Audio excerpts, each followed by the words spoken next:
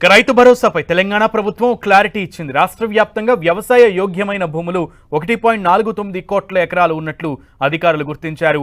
ఇక ఈ భూములకు ఫస్ట్ ఫేజ్లో ఎకరాకు 6,000 రూపాయల చొప్పున రైతు భరోసా ఇవ్వనుంది. ఇందుకోసం మొత్తం 8,900 కోట్ల రూపాయలు ఖర్చు అవుతోందని ప్రభుత్వం అంచనా వేస్తోంది. దీంతో నిధులు విడుదల చేయాలని ఆర్థిక శాఖకు ఇప్పటికే ఆదేశాలు ఇచ్చినట్లు తెలుస్తోంది. రాష్ట్ర వ్యాప్తంగా క్షేత్రస్థాయిలో పర్యటించి సాగుకు యోగ్యం కాని రాళ్లు, రప్పలు, కొండలు, వెంచర్లు, హైవేలు, ఇరిగేషన్, ఇతర ప్రభుత్వ అవసరాల కోసం తీసుకున్న భూముల లెక్క సైతం తేల్చారు.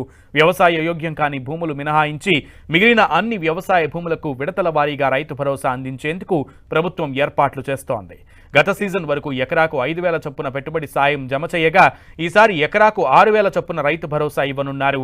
ఈ నెల 26న సీఎం రేవంత్ రెడ్డి రైతు భరోసా నిధుల విడుదల కార్యక్రమం ప్రారంభించనున్నారు. ప్రస్తుతం రెవెన్యూ శాఖ దగ్గర ఉన్న వివరాల ప్రకారం సుమారు 1,53,00,000 ఎకరాలు వ్యవసాయ భూములు ఉన్నట్లుగా లెక్కలు చెబుతున్నాయి.